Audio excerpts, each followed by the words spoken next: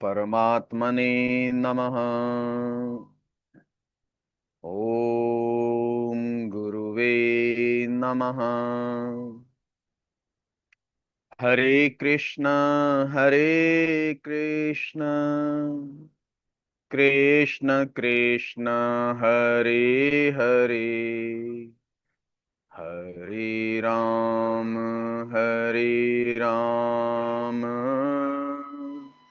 राम राम हरे हरे। श्लोक 8। अन्ये च बहवः शूरा मदर्थे त्यक्तजीवितः नानाशस्त्रपहरणाः सर्वे युद्धविशारदाः। अपर्याप्तं तदस्माकं बलं भीष्माभिरक्षितम् पर्याप्तं त्विद्मे तेषां बलं भीमाभिरक्षितम्। अन्ये च बहवः शूरा मदर्थे त्यक्तजीवितः नानाशस्त्रपहरणाः सर्वे युद्धविशारदाः। अपर्याप्तं तदस्माकं बलं भीष्माभिरक्षितम्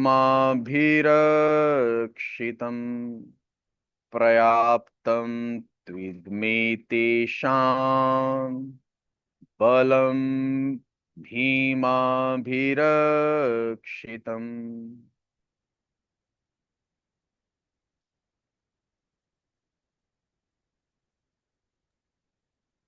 थैंक यू राजेश। आपने 9वां और 10वां श्लोक गाया है। 8वां श्लोक का एक हमारा पार्ट, एक सेनापति रह गए हैं, तो जो अश्वत्थामा है। गा देता हूँ ठीक मैं। है, ठीक है, कोई बात नहीं। अब हम चलते हैं। ओके। अम, जैसे हम ईश्वर तत्व के जो गुण हैं, हम उनको पढ़ रहे थे। जैसे क्लेश, जिनके ईश्वर तत्व के जो जिसके भीतर ये 4 चीजें नहीं रहती: क्लेश, कर्म, विपाक और आशी। तो हमने क्लेश को पढ़ लिया, कर्म को पढ़ लिया, विपाक को पढ़ लिया, और अब एक लास्ट जो पार्ट है वो है आशी। और क्लेश के भी पार्ट पढ़ लिए ना: अविद्या, असमिता, राग और द्वेष और अभिनिवेश। तो हमने सभी करेक्टर्स को भी जान लिया कि जो अविद्या है वो कृपा है, जो असमिता है अहंकार है, जिसमें हमने चैतन्य आभास चैतन्य किया, वो भीष्म है। फिर राग है, कर्ण है, और द्वेष है, विकर्ण है, और अभिनिवेश है, वो चैत्र, इनकी बॉडी अटैचमेंट। और कर्म के बारे में भी हमें जाना कि ये जो सेनापति हैं भूरी श्रीवास सोमदत्त के पुत्र। और विपाक यानी कि द्रोण संस्कार। और अब आखिरी बचा जो मेन सेनापति हैं आशी यानी कि अश्वत्थामा। यानी कि दुर्योधन जो मटेरियल डिजायर है, जब हम लालसा करते हैं, हमारे अंदर लालच भरता है। मटेरियल डिजायर का मतलब कि जो भौतिक संसार में ही व्यस्त रहता है। मटेरियल डिजायर का मतलब है कि जो भौतिकता के नजदीक रहना चाहता है। तो ये सारे सेनापति आके खड़े हो जाते हैं। क्या क्या अब हमने देखा, एक क्लेश भी है साथ में, है ना, अविद्या भी साथ में आके खड़ी हो गई, कर्म भी खड़ा हो गया। कर्म इतना बड़ा है चैप्टर, अभी हमने 2 दिन पहले किया। अहंकार खड़ा हो गया, राग खड़ा हो गया, द्वेष खड़ा हो गया, मतलब ये सारे आपस में कितने पक्के दोस्त थे, ये सारे आके खड़े हो। तो अब जो अश्वत्थामा है उनको आश्य बोला गया, यानी कि सोई हुई हमारी इच्छाएं, सोई हुई इच्छाएं जो पड़ी रहती है, मतलब अंदर पड़ी रहती है और कभी कभी आके बाहर उभरती है। लेटेंट डिजायर्स यहाँ पे लिखा है कि जो रिजर्व रहे, जो स्टोर रहे और जो बदले ना, अंदर जुड़ती रहती है, काश में ऐसा होता, वैसा हो जाता, काश में ऐसा होता तो ऐसा कर लेता, मैं ही क्यों नहीं भगवान बन जाता, ऐसे भी इच्छा जागृत हो, मुझे ही ऐसा हो जाना चाहिए, मैं भी उनकी तरह अच्छा वो कर सकता हूँ, मैं उनकी तरह बहुत धनवान बन सकता। सोई हुई डिजायर, सुप्त डिजायर, वो मरती नहीं है। अश्वत्थामा मरे नहीं थे, वो जिंदा थे। महाभारत खत्म भी हो गया लेकिन उनकी शक्तियां क्षीण हो गई थी। क्यों? क्योंकि उनकी शक्तियां क्षीण इसलिए हो गई क्योंकि विवेक जागृत हो गया था। तो एक साधक जो है जब साधना के लिए आगे बढ़ता है योगी के रास्ते पर, तो उसकी जो ये सोई हुई इच्छाएं हैं ये भी खत्म हो जाती हैं जब विवेक जागृत होता है। तो इस प्रकार से यहाँ पे बताया गया है कि जो अश्वत्थामा है वो सोई हुई जो हमारी प्रवृत्तियां होती हैं, डिजायर्स होती हैं, जो किसी को दिखाई नहीं देती, बाहर से लगता है कि वो बहुत अच्छा है, व्यक्ति है, अरे क्या बात है, लेकिन अंदर उसकी जो इच्छाएं सोई हुई रहती हैं, उन इच्छाओं के बारे में यहाँ पे बात। तो अशु का मतलब बताया है कि जो प्रिजर्व्ड रहे, स्टोर्ड अप, यानी जो संचित होती रहे। और थामा का मतलब स्था, टू रिमेन, टू कंटिन्यू, जो कभी खत्म ना हो और जो लगातार लगातार चलती रहे। तो यहाँ पे उन्होंने कहा है कि जैसे हम अपोजिट देखते हैं सुख और दुख, ऐसी कहा है एक खत्म हो गई और एक लगातार चलती रही। तो अश्वत्थामा जो थामा शब्द है मतलब वो जो लगातार चलती रही, जो कभी खत्म ही ना हो। तब अपोजिट बताया है कि एक हो गया खत्म, एंड हो जाना, और एक कंटिन्यू चलते रहे। तो ये ऐसी इच्छाएं हैं जो लगातार चलती रहती हैं और जो संग्रहित होती रहे और जो बदले भी ना हो। लेटेंट डिजायर यानी कि हमारी वासनाओं के बीज, और ये बीज फलीभूत नहीं होते। जब होते हैं जब किसी पर्टिकुलर कोई कंडीशन आती है तब ये बीज फलीभूत होने की कोशिश करता है, ऐसी वासनाएं। और इनका कारण क्या है? योग सूत्र में लिखा है कि जैसे प्रकृति जो क्रिएशन है वो भी कैसे बढ़ती है, इच्छा शक्ति के कारण बढ़ती है। तो हमारे वेद भी यही कहते हैं कि जो सृष्टि है वो उसमें लिखा है कि डिजायरलेस डिजायर ऑफ स्पिरिट, यानी कि वननेस से सेपरेटनेस में जाना। कि जो सृष्टि है, जो कॉन्शियसनेस है, वो जब धीरे धीरे अपने एक्सप्रेशंस देने लगती है। जस्ट उदाहरण के तौर पे ये समझाया है कॉन्टिन्यूटी के लिए कि जो इच्छा है वो लगातार चलती रहती है, चलती रहती है, चलती रहती है। तो एक बता दिया यहाँ पर योग सूत्र के अनुसार कि जैसे सृष्टि बढ़ती रहती है, बढ़ती रहती है, विकसित होती रहती है, अपना काम करती रहती है। तो जैसे यूनिवर्सल कॉस्मिक ड्रीम लिखा है कि वो ये आभास चैतन्य वाली बात ना, कि हम सृष्टि को देखते रहते हैं तो सृष्टि एक अपने तरीके से एक्सपेंड होती रहती है। सेम वैसे ही इंसान के अंदर की का जो अश्वत्थामा है इसी प्रकार से अपनी सोई हुई इच्छाओं को भीतर ही भीतर भरता रहता, स्टोर करता रहता। तो मनुष्य के अंदर दो तरह की डिजायर्स बताई गई, एक लेटेंट डिजायर जो अश्वत्थामा है और एक है एक्टिव डिजायर जो दुर्योधन, दोनों। तो वो कह रहे हैं कि जब डिजायर का कोई अंत ही नहीं होता तो फिर रिबर्थ का भी अंत नहीं होता, बार बार जन्म लेना ही है। जब इच्छाएं नहीं खत्म होती, डिजायर्स नहीं, वासनाएं खत्म नहीं होती, तो फिर जन्म तो आना ही है, रीबर्थ का कोई अंत नहीं होता।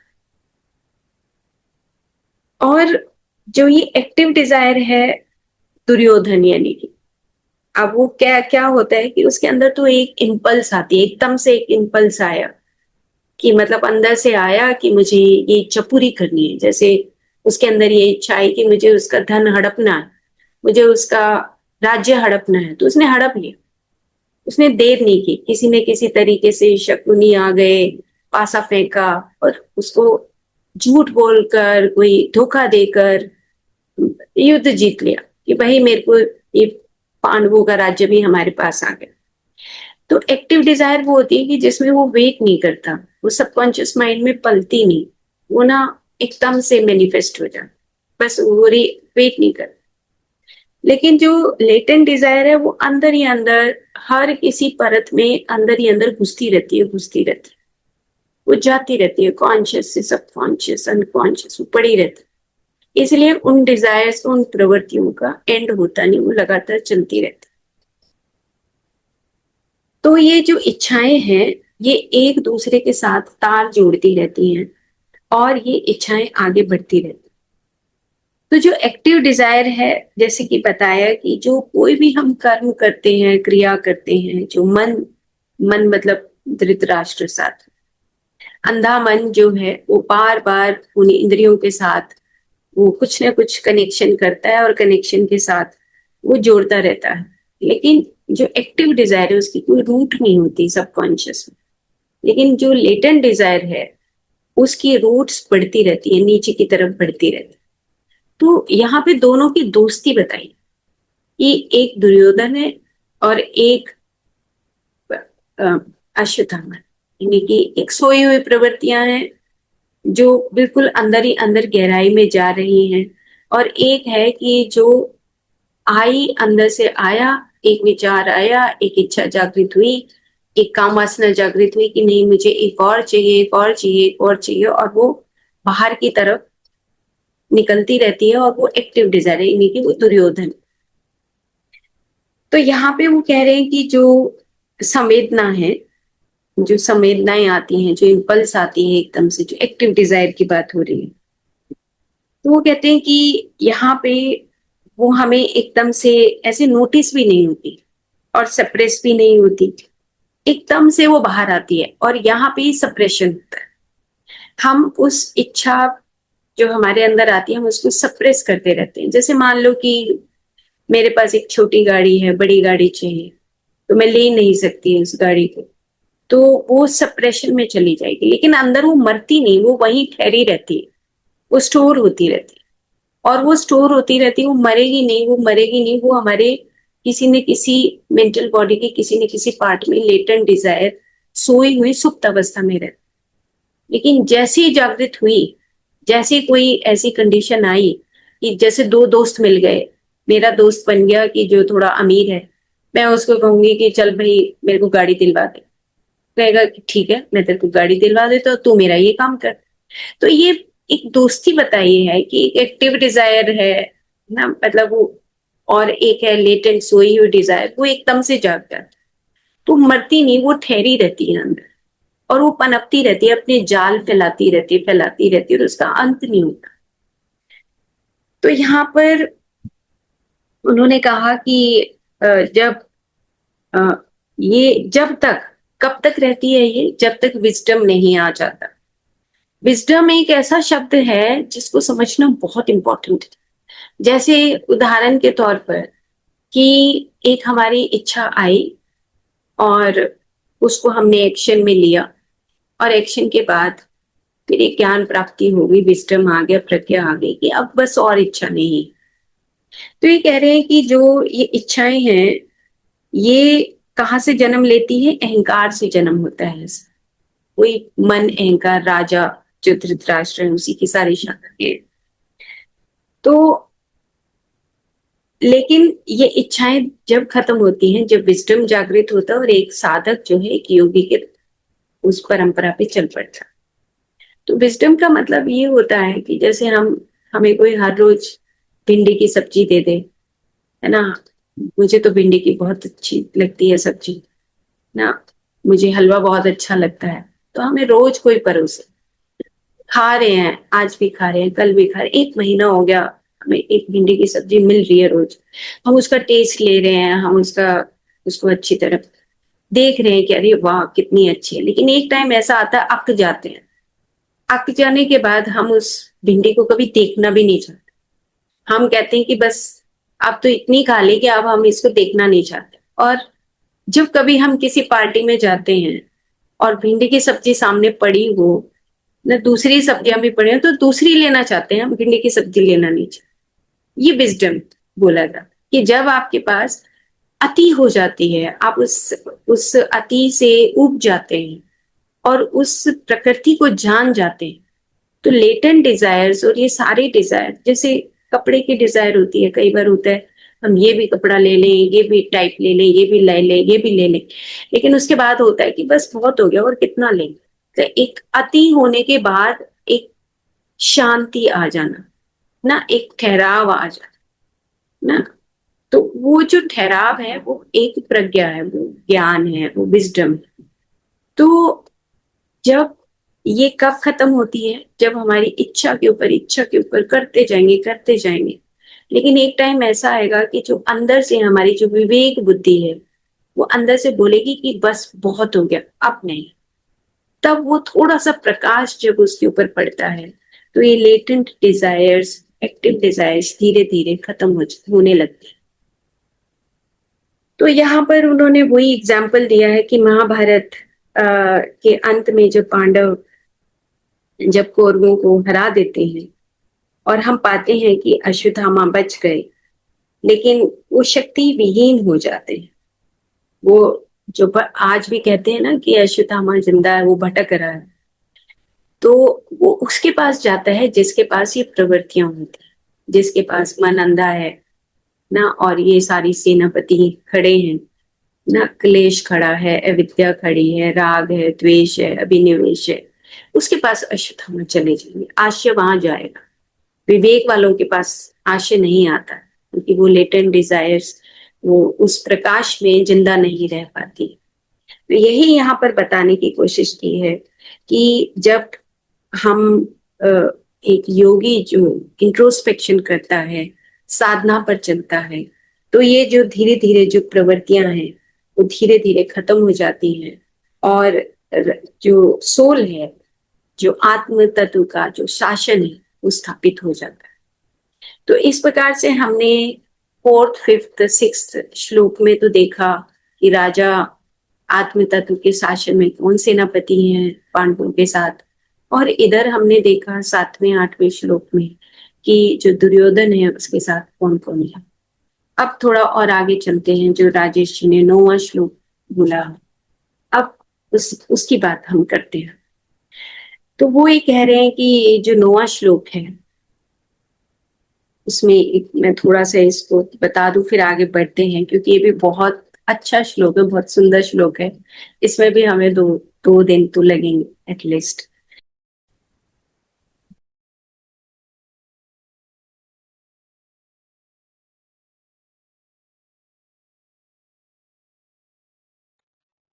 वाईफाई डिस्कनेक्ट हो गया था। तो इस श्लोक में बताया है कि जैसे दुर्योधन द्रोण को बता रहे थे कि ये मेरे सेनापति साथ खड़े हैं, इसी तरह यहाँ पर भी इस श्लोक में भी दुर्योधन द्रोण को बता रहे हैं कि ये तो सेनापति हो गए, लेकिन इसके अलावा भी और सेना है जो मेरे लिए जान देने के लिए तैयार है ना। यहाँ पे उन्होंने बहव शब्द को यूज किया है, अन्य छे बहव, मतलब बलिदान देने के लिए तैयार है ना। तो यहाँ पे ये बताया है कि और भी जो अन्य सेना है, मैं उसके बारे में भी आपको बताना चाहता हूँ, द्रोण को कह रही है।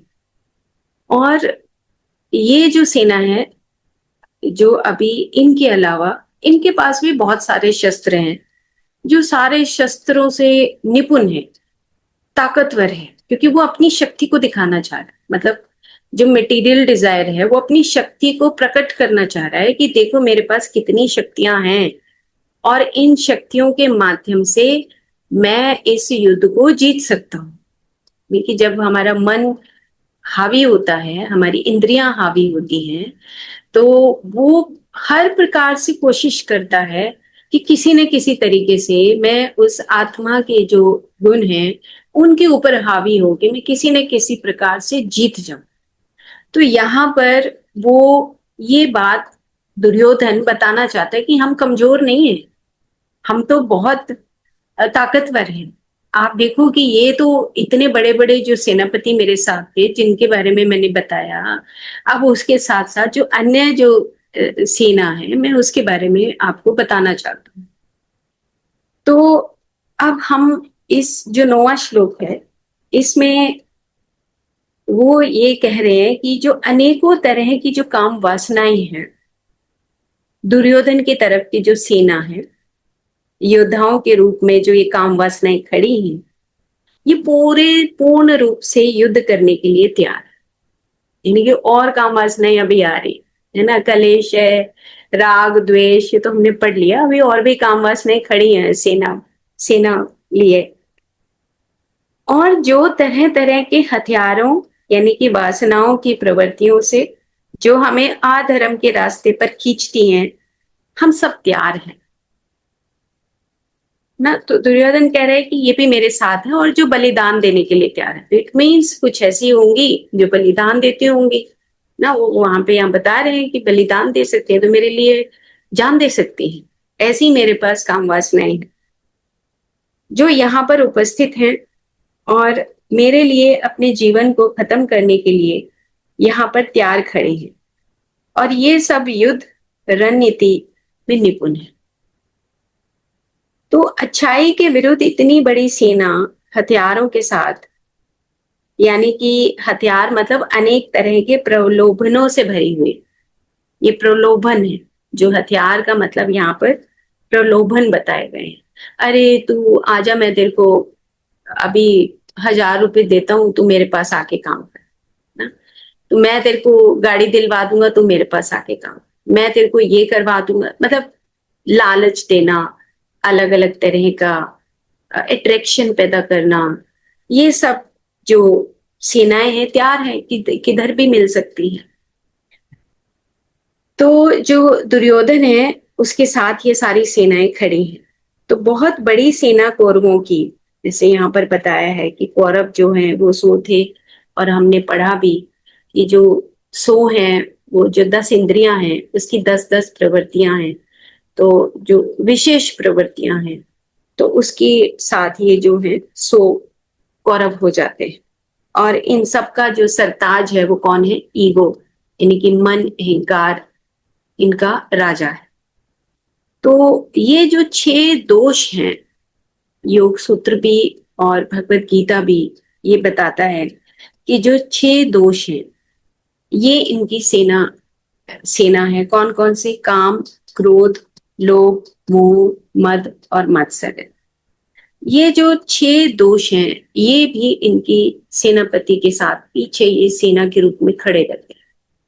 काम मतलब कि जो लस्ट, हमने काम के बारे में कैवल्य दर्शन में भी बात की कि जो लस्ट है, लेकिन एक इच्छा तो जागृत होती है लेकिन वो वासना में परिवर्तित हो जाए, लस्ट आ जाए ना। एक छोटा सा मतलब एक अगर हम सब्जी का टुकड़ा भी फालतू खाते तो लस्ट है, हमें पता है हमारा पेट भर गया लेकिन वो लस्ट में ही आएगा। वो हम ये नहीं कहेंगे अरे सेटिस्फेक्शन हो गई, नहीं। अगर हमने एक टुकड़ा भी ज्यादा खाया, एक शब्द भी ज्यादा बोला कि अरे मैं उसको किसी ने किसी एक, वो भी लस्ट है। तो लस्ट को हमें पहचानना है कि ये काम आखिर काम क्या है। और योगी बनने के रास्ते पर ये सब चीजें बहुत बाधा डालती हैं, क्योंकि अगर हम एक शब्द भी ज्यादा बोलते हैं ये भी लस्ट है। तो इस प्रकार से हमें अपने शब्दों के ऊपर भी कमांड रखनी है, उसमें ठहराव रखना है, ये सब चीजें हमें सीखनी है। क्रोध, हमें पता ही है कि क्रोध के बारे में, लोभ, मोह, मद, मात्सर्य। तो जब मनुष्य इन सबके ऊपर विजय प्राप्त कर लेता है तब वह उस अद्भुत ज्ञान को प्राप्त करता है यहाँ पे एक वर्ड लिखा है एक्वायर। एक्वायर का मतलब होता है एक्वायर नॉलेज। एक्वायर शब्द होता है कि जब आप उस चीज को एक्लिमेटाइज हो जाते हैं, इनकी बार बार साधना पे चलना, बार बार साधना पे चलना, तो जब हम काम, क्रोध, लोभ, मोह इन सब से दूरी पकड़ लेते हैं तो ऑटोमेटिकली ज्ञान हमारे पास अपने आप आ जाता है, एक्वायर हो जाता है। यानी कि एक्वायर्ड इम्यूनिटी जैसे हम बोलते हैं, एक होता है ये जो जन्मजात इम्यूनिटी होती है, रोग प्रतिरोधक क्षमता होती है, एक एक्वायर्ड इम्यूनिटी होती है। जिस एनवायरमेंट में रहते हैं धीरे धीरे हमें उस एनवायरमेंट के प्रति हमारे भीतर जो है एंटीबॉडीज बनने लगती हैं और हम एक्वायर इम्यूनिटी बोलते हैं। सेम ऐसे ही जब हम योग साधना पे चलते हैं तो धीरे धीरे ये जो बुरी प्रवृत्तियां हैं वो धीरे धीरे छूट जाती है और हमारे पास एक अद्भुत ज्ञान भीतर आने लगता है। और यही हमारा जो आत्म तत्व है उसका जो शुद्ध चरित्र है, आत्मा का शुद्ध स्वरूप है। तो ये योद्धाओं के जो जो नाम है यहाँ पर, जैसे काम को योद्धाओं के नाम नहीं दिए गए हैं कि ये योद्धाओं के नाम है पर्टिकुलरली, जैसे हमने अविद्या में कृपा को रखा, असमिता में भीष्म को रखा, लेकिन यहाँ पे उन्होंने कहा है कि जो 16वां चैप्टर है भगवत गीता का, उसका 7वां से लेके 24वें श्लोक तक कहीं कहीं इन दुष्ट प्रवृत्तियों का स्वरूप बताया गया। अरे इतना गहरा है ये बात, मतलब हमें समझनी है कि उन अहंकारी तत्वों का स्वरूप उस 16वें चैप्टर के 7वें से 24वें श्लोक के रूप में बताया गया है, जिनकी तुलना हम 6 दोषों से कर सकते हैं। तो यहाँ पर नाम नहीं बताए गए हैं, लेकिन ये जो दोष हैं इनके बारे में विस्तार से बात की गई है।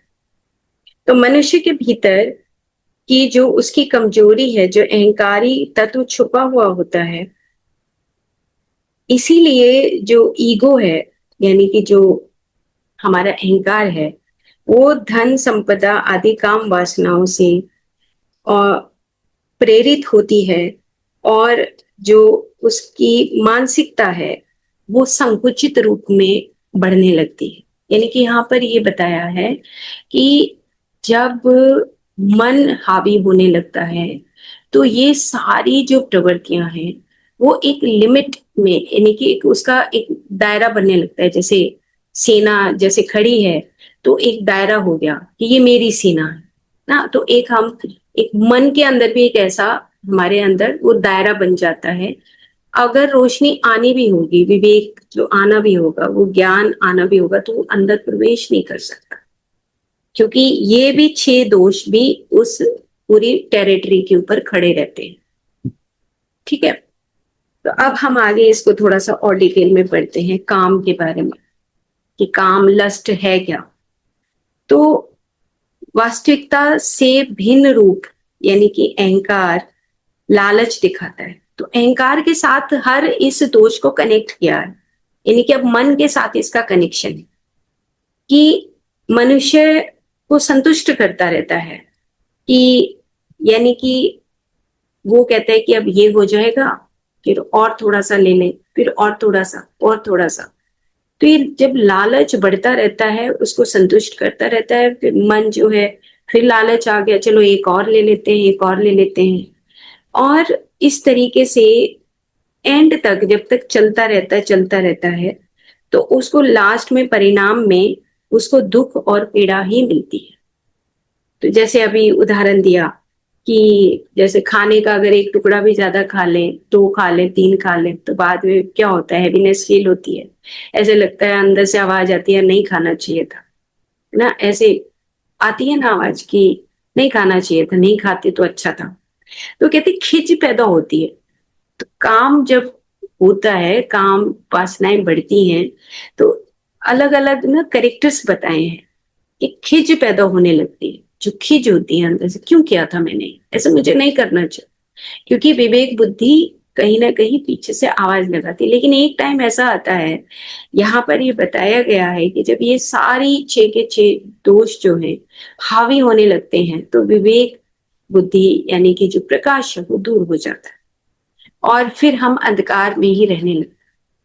तो यहाँ पर खिज और संताप की भावना पैदा होती है। और आत्म तत्व को क्या भूल पड़ जाती है, क्या भूल होगी आत्म तत्व को, कि जो अहंकार है वो निरंतर लगातार अपनी काम वासनाओं को संतुष्ट करने के लिए प्रयत्न करता रहता है। वो कहता है, वो थोड़ा मल्लम पट्टी करता है कि अरे ठीक है, कोई बात नहीं, गलती हो गई, नहीं करेंगे, लेकिन फिर आगे से फिर गलती हो जाती है, फिर आगे से फिर गलती हो जाती है। तो मल्लम पट्टी करता रहता है कि चलो आप नहीं, आगे ध्यान रख लेंगे, लेकिन आगे जो है धीरे धीरे यही हैबिट्स जो हैं फिर वो हमारे संस्कार में, प्रवृत्तियों में परिवर्तित हो जाती है। तो जो काम वासनाएं हैं, ये हमारी जो इंद्रियां हैं, उनके रस के लिए, इंद्रियों के सुख के लिए हमेशा आतुर रहती है। मतलब वो तैयार रहती है कि चलो तुम कर रहे हो, चलो मैं तैयार हूं तुम्हारे साथ जाने के लिए।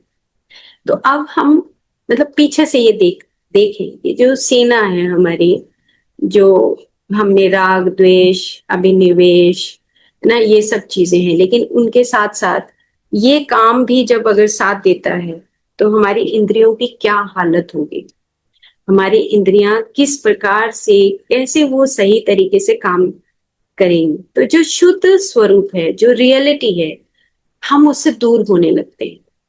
वो आभास चैतन्य को अगर हम थोड़ा सा और गहराई में देखें तो हम उस बवंडर में ही रहने लगते हैं, उन काम वासनाओं में ही रहने लगते हैं। तो एक और करेक्टर बताया है कि जैसे एक तो दुख दुख होता है, उसको खिज पैदा होती है ना, और वो हमेशा आतुर रहती है कामनाएं।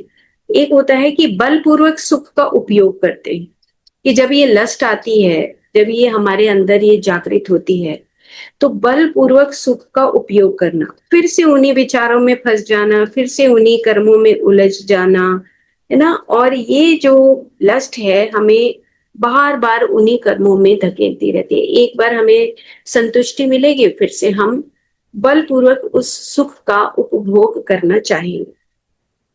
तो यहाँ पे जो ये बताया गया है कि ये काम वासनाएं एक दिन उस दिव्य शक्ति का, यानी कि हमारी उस डिवाइन लाइट का, डिवाइन पावर का अंत कर देती हैं। और दुर्योधन इसका एक परफेक्ट एग्जाम्पल है कि जब वो बिल्कुल अपनी मटेरियल डिजायर से सब कुछ, अपने आप का सब कुछ, मतलब चारों तरफ से हड़पना चाहता है। तो अब क्या हुआ कि ये जब जैसे जैसे लस्ट आती है, वैसे वैसे हम उस अपनी डिवाइन पावर को, डिवाइन लाइट को खो देते हैं। और इस प्रकार से दुर्योधन इसका एक एग्जाम्पल है। और दुर्योधन था कि जिसको 1 इंच भी अपनी, जो उसने जो हड़प रखा था, वो 1 इंच भी पांडवों को देना नहीं चाहता था। इसका मतलब क्या हुआ कि उसने इतना बड़ा जाल फैला लिया कि अगर थोड़ा सा भी प्रकाश आता है, विवेक का प्रकाश आता है ना, तो वो उस विवेक को अंदर घुसने नहीं दे रहा है। हम अगर अंदर से देखें, मतलब वो कह रहा था कि मैं पांडवों को 1 इंच भी धरती नहीं दे सकता। इसका मतलब ये हुआ कि जहां पे ये काम वासनाएं बढ़ने लगती हैं, वहां पर विवेक अंदर नहीं आ सकता। ये सारी जो उसकी सेंसरी इम्प्लीकेशंस लिखा है कि जो इंद्रियां हैं वो इतनी शक्तिशाली से जकड़ लेती हैं मनुष्य को कि वहां पे अंदर से वो प्रकाश कहीं अंदर घुस नहीं सकता। तो यही कुरुक्षेत्र है और यही युद्ध का कारण है। लेकिन धीरे धीरे इन प्रवृत्तियों को अगर एक योगी अपनी ध्यान साधना के माध्यम से इन प्रवृत्तियों को प्राण अग्नि की ऊर्जा से जला देता है, तो फिर से वो धर्म क्षेत्र को प्राप्त कर सकता है। अब इतना बड़ा हमारे आगे साम्राज्य खड़ा है, मन और इंद्रियों का, इतनी सेनाओं का, तो कैसी प्राण अग्नि। अब कई बार होता है ना, एग्जाम्पल देते हैं कि मैं तो 20 साल से ध्यान कर रहा हूं, लेकिन मुझे तो कुछ भी फर्क नहीं पड़ा, है ना। वो कहते हैं कि मेरे को तो अंदर से कोई असर ही नहीं हुआ। तो इतना पूर्व जन्मों में हम इतना कुछ संग्रह कर लेते हैं मन और मन की इंद्रियों के साथ, ये सारी जो अभी तो काम की बात हुई है, लस्ट की बात हुई है अभी तो ये जो वासनाएं हैं ये हमें चारों तरफ से घेर लेती हैं और एक ऐसा मतलब चारों तरफ की बाउंड्री बनाते हैं कि जिसके अंदर विवेक, अंदर उस विवेक का प्रकाश, बुद्धि, विवेक बुद्धि अंदर प्रवेश नहीं कर सकता। तो ऐसा क्षेत्रफल बढ़ा लेना, तो कौरव ऐसे ही चाहते थे कि पूरा एक ऐसा क्षेत्रफल बढ़े कि जिसके अंदर ये पांडव जो है विवेक बुद्धि है वो अंदर एंटर ना कर सके। तो ये जो काम वासनाएं हैं ये दूसरी प्रवृत्तियों को भी बल देती हैं, जैसे करप्शन का, करप्ट करने का, कि इंद्रियों का प्रयोग करते हैं और तरह तरह की काम वासनाओं के जो एक्सप्रेशंस हैं, जो सूक्ष्म से सूक्ष्म हमारी आदतें हैं, जो हमारे बेसिक इंस्टिंक्ट हैं, मतलब वो जेनेटिक लेवल तक, डीएनए लेवल तक ये घर करने लगते हैं। यहाँ पर ये बताया जा रहा है कि सूक्ष्म से सूक्ष्म तह तक ये जो आदतें हैं, संस्कार हैं, ये भीतर भेदन करने लगती है, भेद करने लगती है। और इन काम वासनाएं जो एक दूसरे की बहुत मदद करती हैं और ये पागल हुई इन काम वासनाओं से भरा हुआ मनुष्य एक गधा, बंदर और अनेक अनेक जानवरों की तरह व्यवहार करने लगता है। तो होता है ना कि कई बार जब काम वासनाएं पूरी नहीं होती तो वो किस तरीके से अपने आप को प्रकट करता है, एक जानवर की तरह बन जाता है, मनुष्य तब खो देता है। तो ये यहाँ पर बताया है कि ये लस्ट जो है किसी एक इंद्रिय का उपभोग भी करती है या सारी इंद्रियां इसमें शामिल हो जाती है। तो उदाहरण देके बता दिया है कि मनुष्य फिर मनुष्य तब खो देता है और वो जानवरों की तरह ही रहने लगता है, जानवरों की तरह ही बिहेव करने लगता है। यानी कि बताने का मतलब ये कि जो उसका हायर ब्रेन है उसकी शक्तियां सारी खत्म हो जाती हैं। जो एक लिम्बिक ब्रेन जो एक जानवर में होता है उसी तरीके का वो बिहेव करने लगता है, उसकी सारी विवेक बुद्धि खत्म हो जाती है। तो ये यहाँ पे बताया गया। और अगर एक साधक अपनी उस साधना को करता है तो वो फिर से उस आत्म तत्व के साम्राज्य को पा सकता है। उसके बाद उन्होंने कहा कि ये जो वासनाएं हैं कौन कौन सी होती हैं, जैसे धन कमाने की, स्टेटस की, पावर की, ना डोमिनेशन की, ये सब तरह की जो वासनाएं हैं वो क्यों होती हैं? क्योंकि अहंकार तत्व को सेटिस्फेक्शन देने के लिए कि मैं हूं, आई, मी, माइन, ये जो इगोइस्टिकल जो मैन है, मतलब यहाँ पे लिखा है कि ये सब अहंकार को संतुष्ट करने के लिए कि मैं हूं, मैं यहाँ पर हूं, अपना स्टेटस पाने के लिए, पावर पाने के लिए, धन पाने के लिए, ये सब जो है ये काम वासनाएं बार बार आगे हमारे आगे आती रहती है। और सबसे नीचतम, नीचतम लिखा है, मतलब ये नहीं लिखा नीचा।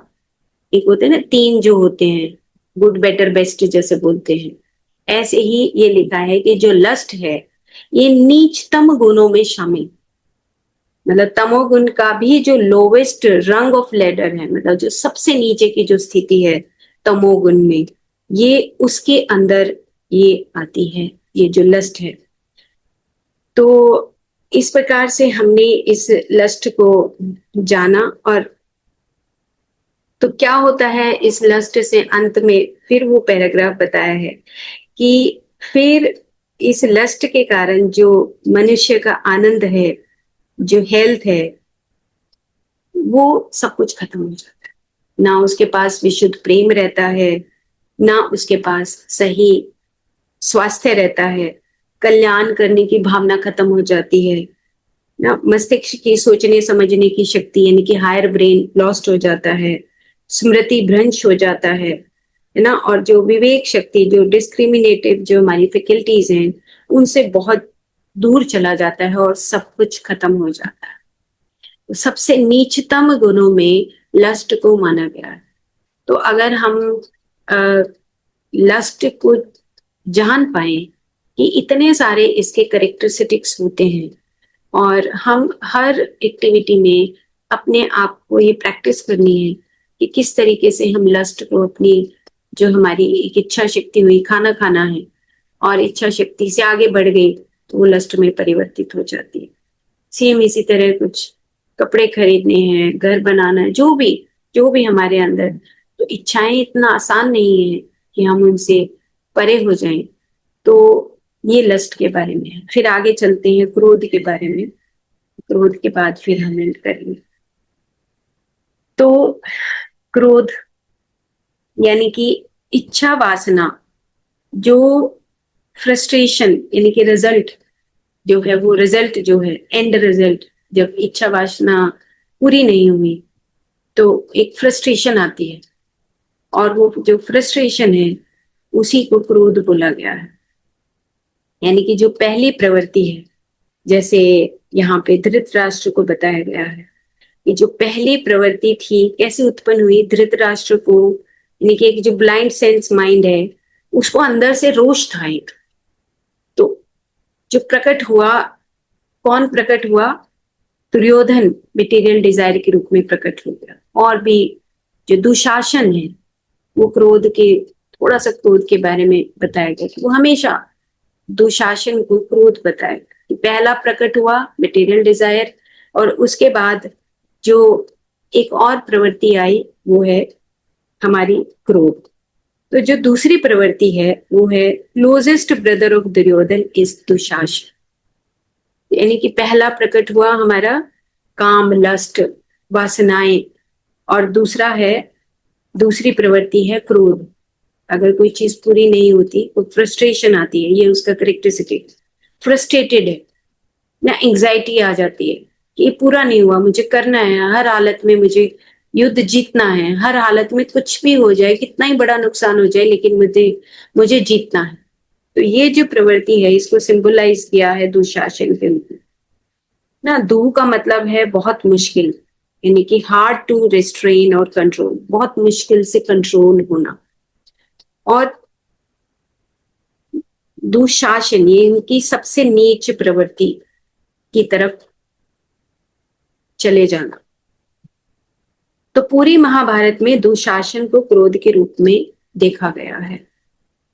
तो दूसरे अध्याय में जैसे भगवान कृष्ण बता रहे हैं अर्जुन को कि क्रोध के कारण जो गलत करने वाला मोह है, मोह के आवरण में लिपटे रहना, और उसकी स्मृतियों या उसके सोचने समझने की शक्ति खत्म हो जाना, भ्रम पैदा हो जाना, और विवेक शक्तियों का नाश हो जाना। क्रोध से क्या होता है, दूसरा अध्याय जब आएगा तो थोड़ा सा उसका एक एग्जाम्पल दिया है कि भगवान कृष्ण अर्जुन को बता रहे हैं कि क्रोध करने से क्या होता है कि हम मोह के आवरण में फंस जाते हैं, हमारा स्मृति विभ्रंश हो जाता है ना, और हम उन डिस्क्रिमिनेटिव जो फैकल्टीज हैं उनसे दूर होने लगते हैं। सही निर्णय लेना, सही व्यवहार करना, अच्छी आदतें, इन सब का नाश हो जाता है। तो धीरे धीरे जैसे जैसे क्रोध बढ़ता है वैसे वैसे हमारा, मतलब अब सब चीजों को कनेक्ट किया है कि जो हमारा सही निर्णय है, सही व्यवहार है, अच्छी आदतें हैं, यानी कि फिजिकल बॉडी को भी, मेंटल बॉडी को भी, सुपरा मेंटल बॉडी को, सबको कनेक्ट करते हुए एक एक शब्द यहाँ पे लिख दिया है कि हमारे अच्छे गुण खत्म हो गए, यानी कि सुपरा मेंटल बॉडी खत्म हो गई, स्मृति विभ्रंश हो गया, सब खत्म हो गया, तो हमारी मेंटल बॉडी भी खराब हो गई। हमारी जो हम प्राण में शरीर है जिसके अंदर हमारे अच्छे इम्प्रिंट्स बनते वो भी खत्म हो गया, और शरीर से भी हमें अशांति हो गई, बीमार हो गए, क्रोध आ गया, सब कुछ झुलस गया। तो हमारी फिजिकल बॉडी, तो सारी बॉडीज को लेके ये बताया गया है कि जब क्रोध आता है तो सब कुछ तहस नहस शरीर में हो जाता है। तो शांति को नष्ट करने वाला ना, अब करेक्टरिस्टिक्स बता रहे हैं जैसे लस्ट के बताए थे ऐसे ही कि रीजन बाइंडिंग ना, कि हम जो रीजनिंग करते हैं, जो विवेक हमारे अंदर होता है वो खत्म हो जाता है ना, और जो हमारा स्वास्थ्य है वो खत्म हो जाता है, हमारे व्यवहार जो है वो बदल जाता है ना, और भी दूसरी जो विकृतियां हैं वो हमारे अंदर आ जाती हैं। तो विकृतियों का मतलब ये हुआ कि जहां पे क्रोध है वहां पे ये जो चारों तरफ की जो सेनाएं बताई गई है, अविद्या आ जाती है, क्लेश आ जाता है, ये सब चीजें बताई गई हैं कि ये सारी चीजें साथ के साथ अपने आप फ्लो में उसके साथ आने लगती हैं। तो जैसे impatience violence, irritation, inner seeding, मतलब कि क्रोध से उबल जाना, उबलते रहना। और जैसे जैसे उबलेंगे तो बॉडी के अंदर वो सारा, हमारी बॉडी के अंदर अंदर जेनेटिक लेवल तक हमारे उसका प्रभाव पड़ता है इस क्रोध का। तो गहरा बताया गया है क्रोध के बारे में भी यहाँ पे, बहुत डीपर लेवल पे बताया कि अगर एक जो योगी है, जब वो उस योग साधना के रास्ते पे चलता है तो ये सारे अटैक करते हैं, है ना। काम, क्रोध, लोभ, मोह, मद मत्सर सब अटैक करने लगते हैं, क्योंकि मन और इंद्रियों का शासन खत्म हो रहा है। तो मन इंद्रियों का शासन खत्म होगा तो ये अटैक करेंगे किसी न किसी रूप में। घर में कोई ऐसी समस्या आ जाएगी कि क्रोध आने लगेगा, घर में कोई ऐसी समस्या आने लगेगी, मोह हो जाएगा, तो ये सब अटैक करने लगते हैं। तो उन सब की जो करेक्टरिस्टिक्स है वो बताई गई कि क्रोध से उबलना, इनर सीडिंग लिखा है ना। और जेलस, जेलस उत्पन्न हो जाती है, रिजेंटमेंट आती है कि नहीं, मैं ही ठीक हूं ना। इस प्रकार से जो हमारे इमोशनल स्टेट है उसमें भी डिस्ट्रक्टिव फीलिंग्स आती हैं। मैं उसको मार क्यों नहीं देता, ऐसी फीलिंग आती है। बदला लेने की भावना उत्पन्न हो जाती है, फ्रस्ट्रेशन आ जाती है, इंटेंस फीलिंग होती है। कितने सारे जो करेक्टरिस्टिक्स हैं वो यहाँ पर बताए गए हैं। फिर एक और बताया है कि पैशनेट एंगर होता है, एक लूसीफर एंगर होता है। लूसीफर एंगर होता है कि आंख से पानी निकलता रहता है, गुस्सा आता रहता है, और हम जो शैतानी विध्वंसक प्रवृत्ति होती है। लूसीफर एक मूवी आई थी, उसमें दिखाया गया था, मैंने कल नेट खोल कर देखा था कि लूसीफर एंगर क्या होता है। उन्होंने बताया कि जब गुस्सा करते हैं तो सब समझ बंद हो जाती है, तो आंख नाक से पानी आता रहता है, हम गुस्सा करते ही रहते हैं। तो इस टाइप की एक प्रवृत्ति हमारी धीरे धीरे, अगर हम उस पर कंट्रोल नहीं करते तो विवेक बुद्धि खत्म हो जाती है। उसके बाद कंपकपी आवेग आने लगते हैं, आक्रामक अवस्था आ जाती है ना। और एक क्रॉनिक हैबिट, यानी कि जो हमारे पुराने संस्कार होते हैं, दबे हुए लेटेंट डिजायर्स होती हैं, वो भी सामने आके प्रकट हो जाती है। तो संस्कारी प्रवृत्तियों का प्रकट होना, एकदम से बाहर आना, और हमें पता भी नहीं लगता कि ये कब बाहर आ। तो जो पीछे की दबी हुई जो प्रवृत्तियां हैं वो क्रोध से बाहर आ जाती हैं और हमें पता नहीं लगता। क्योंकि कभी कभी हमने देखा है कि जब क्रोध आता है तो हम किसी को थप्पड़ मार देते हैं, किसी को मार हत्या कर देते हैं। वो फ्रिक्शन ऑफ सेकंड, उस क्रोध में हमें पता नहीं लगता कि हमारे जो पुराने संस्कार हैं वो बाहर आ जाते हैं। और ये जो डीप रूटेड जो एंगर है, ये हमारी कुछ पास्ट लाइफ के कर्मास के साथ कनेक्टेड होता है। तो इसका मतलब आज अगर हम गुस्सा करते हैं तो फिर ये अगले लाइफ में हमारा यही आज का पास्ट बन जाए, ये बताने की कोशिश की है। उसके बाद है कि जस्टिफाइड एंगर। जस्टिफाइड एंगर क्या होता है कि हम जस्टिफाई करते हैं कि मेरे को तो गुस्सा इसलिए आया था ना। लेकिन यहाँ पे बताया है कि लेकिन आप कितना ही जस्टिफाई कर लो, कितना ही जस्टिफाई करो कि गुस्सा इसलिए आया था, लेकिन शांति की इक्विवेलेंट नहीं हो सकता। हम कितना ही अपने आप को समझा लें, अपने दोस्त को समझा लें, अपने परिवार वालों को समझा लें कि मेरे को तो इसलिए गुस्सा आया था, लेकिन ये गुस्सा जस्टिफाइड नहीं हो सकता, शांति के इक्विवेलेंट नहीं हो सकता। हम सोचे कि ये तो अरे शांति के इक्विवेलेंट है, तो ये नहीं हो सकता। तो इस प्रकार से ये हमने आज दो दोष पढ़े, दो मतलब सेना के बारे में जाना, लस्ट और जो हमारी काम और क्रोध के बारे में। तो ये सेना भी मन की सेना के साथ तैयार रहती है हमेशा कि चलो मैं तुम्हारे साथ तैयार हूं, मन का साम्राज्य स्थापित करें। तो और कल करेंगे, और अभी तो हमारे पास